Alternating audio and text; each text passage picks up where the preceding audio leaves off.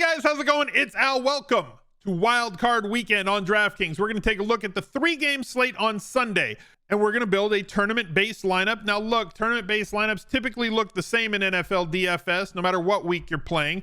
But when we're playing short slates, as now you guys have got to be short slate veterans. After Thanksgiving, a couple of Saturday slates, Christmas, or whatever, New Year's, everything, you're used to these shorter slates. So you know that the normal rules for lineups kind of go out the window at least a little bit, right?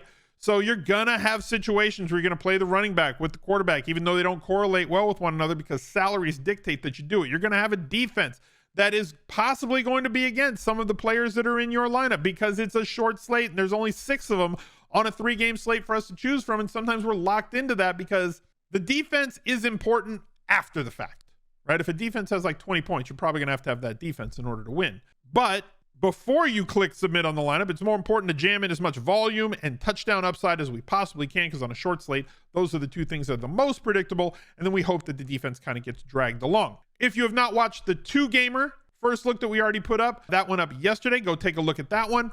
But let's take a look at the Sunday slate, and then we'll do another video for the Monday game between the Cowboys and the Tampa Bay Buccaneers a little bit later in the week. So thank you guys for being here all season long, but particularly for this video.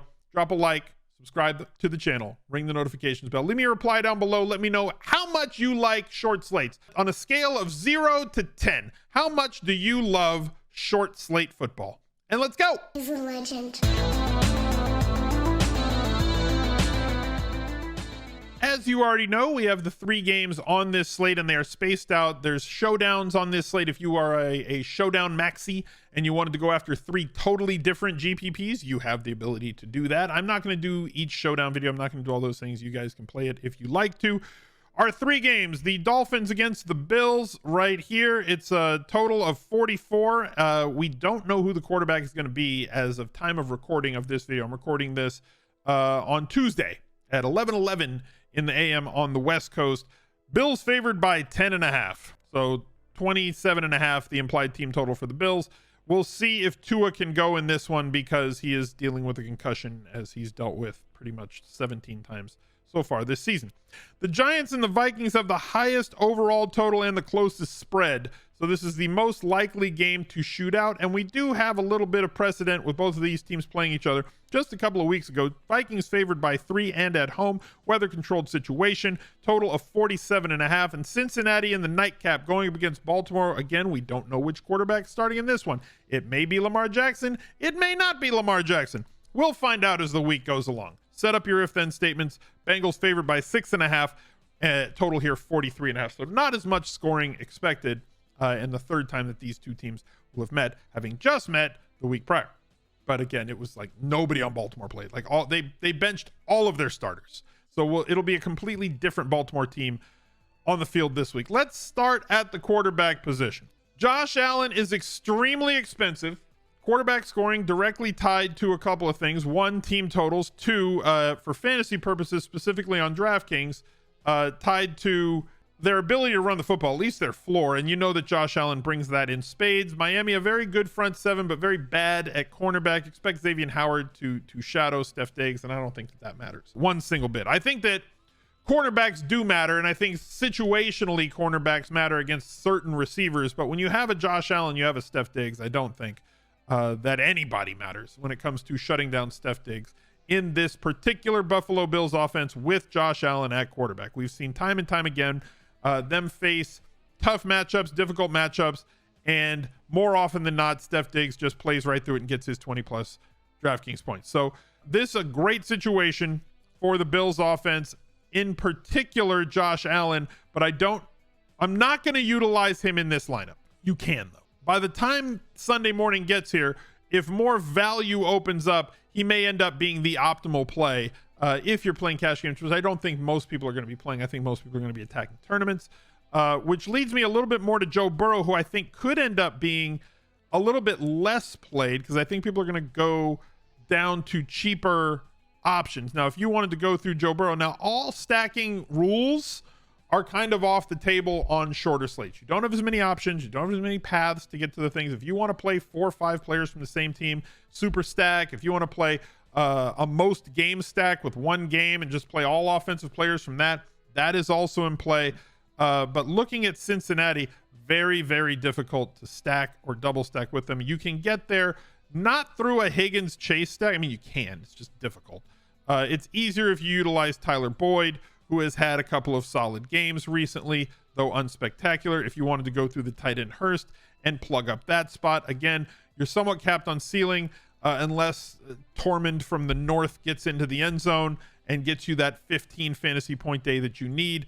Burrow stacks, and then who are you going to bring it back with? That's why I'm saying it's going to be a double wide receiver, because the key bring back on the other side is simply just one guy right now, and it's Mark Andrews. He did not play last week. In his absence, Isaiah Likely had a fantastic day, and hopefully you got onto him in week 18, 21.3 points, but I think that that's going to come down. These are his numbers in games where Andrews played the last few games. I love the talent in Likely, but they just don't roll out a lot of two tight end. When they do run two tight end out there with Likely and with Andrews, Andrews just eats up so much of the target market share that it makes it difficult for him. Other quarterbacks on this slate, 2 question marks back to back. We don't know. I hope he plays. I don't know what else to tell you. If he plays, awesome. If he doesn't, don't play him. Don't know if he's going to play or not. If he plays, it changes the entire calculus for everybody on Baltimore and this offense. But Baltimore's offense in particular right now, because of all the injuries at wideout, Lamar requires wideouts to run the offense the way that they were running at the beginning of the year, and Bateman out for the year did not help.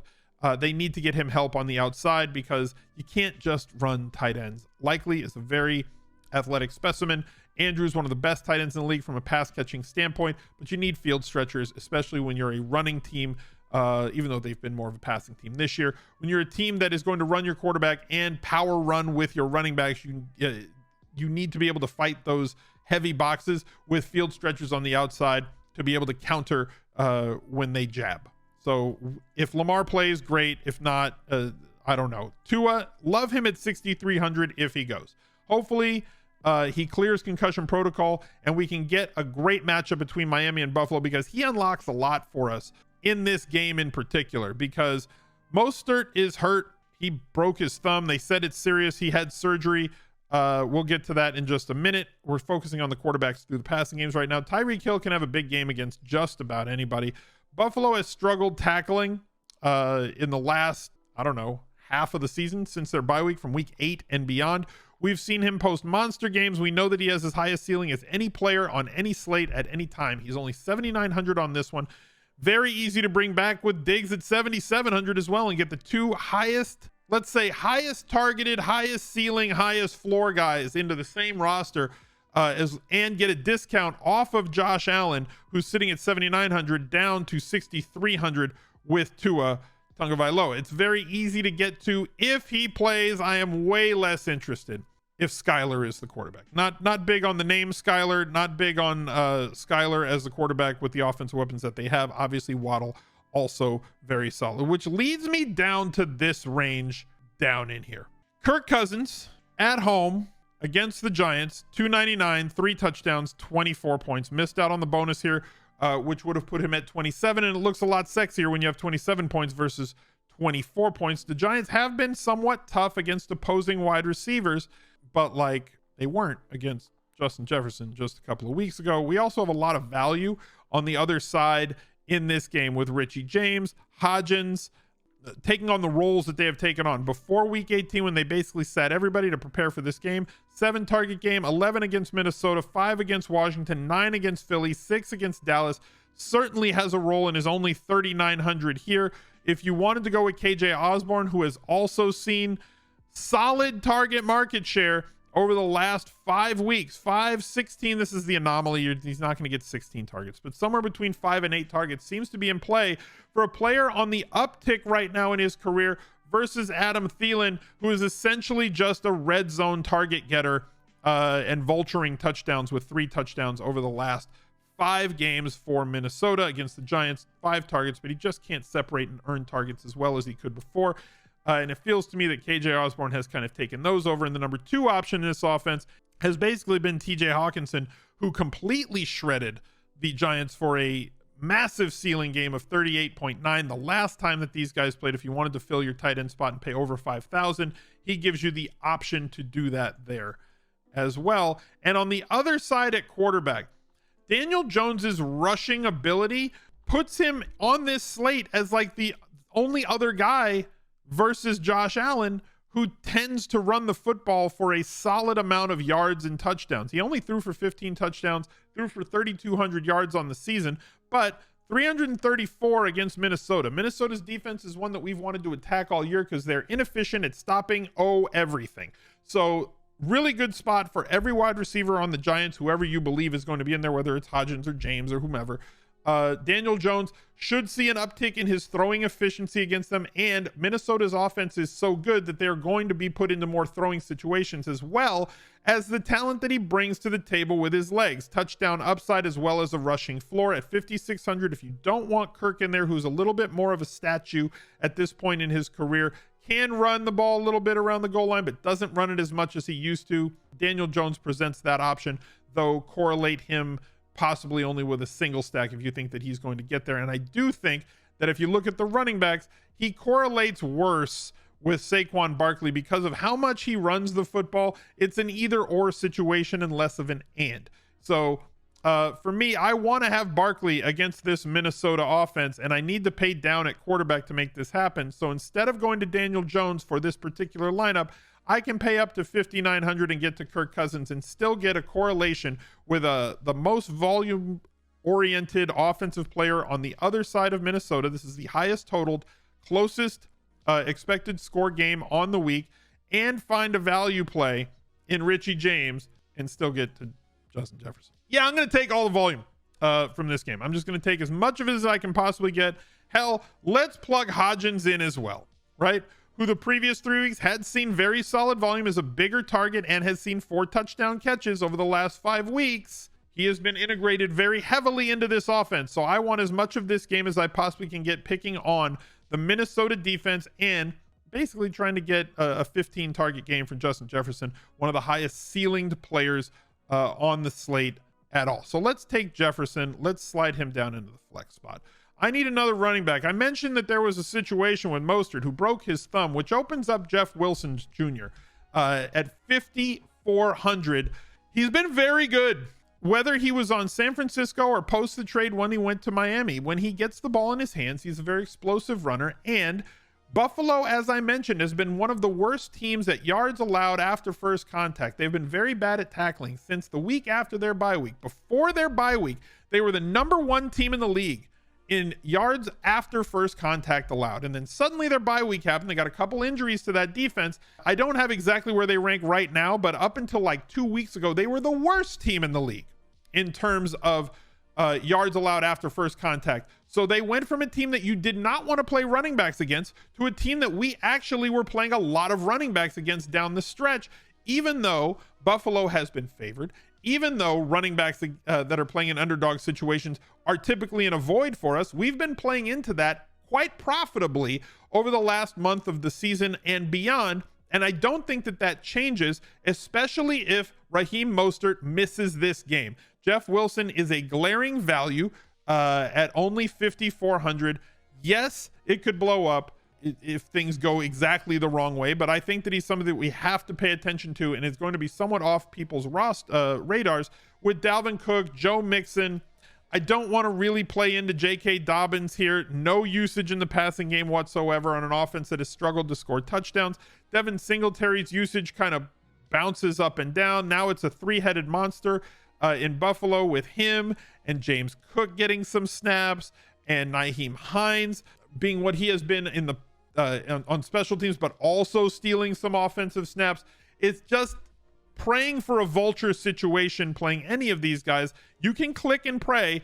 I would rather play the guy that's going to get 15 to 25 opportunities depending on how close Miami can keep this game. You got to realize that they are going to want to keep the ball out of Josh Allen's hands as much as possible, which means that we could see a heavy dose of the short passing game and Jeff Wilson for Miami in Buffalo in the early game. And if I'm going to have somebody on that team, I'm going to want to correlate them. Guess who I can fit, guys? I can fit Steph Diggs into this lineup. Now, we're going to have to get a little bit creative. I agree with you. So we're going to have to find a tight end that fits. There's a couple of defenses that we can go with. If you want to attack Buffalo, You can with Miami's defense. Their front seven's been good. They do apply a little bit of pressure. You can see that pressure and sacks is what causes defensive scoring. They have not been a really high defensive scoring team this year because they don't get a ton of sacks and turnovers. However, Josh Allen turns the ball over a lot this year, a lot of interceptions. He does take chances. You live with it. Also, running quarterbacks do tend to fumble more often than non-running quarterbacks. They are going to lose. They're going to give up points, but it's not the points that they give up that we want to worry about in these situations. It's more the fact that we want the upside. Can we afford anybody with this? We can get to Dawson Knox. We can get to Isaiah Likely. If you wanted to pay down to get to Hurst just so we can have somebody from that game, I'm fine with that as well. But I'm going to go with Dawson Knox in this situation. Like I said, you're allowed to break the rules. If you don't want to break the rules, fine. You can pay up a little bit of defense. You can go to the Bills defense in this situation, especially if Skyler's going to be the quarterback, leaving us with 3,200, and plug Hayden Hurst at 31 and hope that Tormund finds his way out of the north and into the end zone. Kirk Cousins, Saquon Barkley, Jeff Wilson Jr., Richie James Jr. I'm correlating the juniors in this lineup. Steph Diggs, Hodgins, Hurst, Jefferson, and the Bills D. Thank you guys for watching. Look out for another video right there. He's a legend.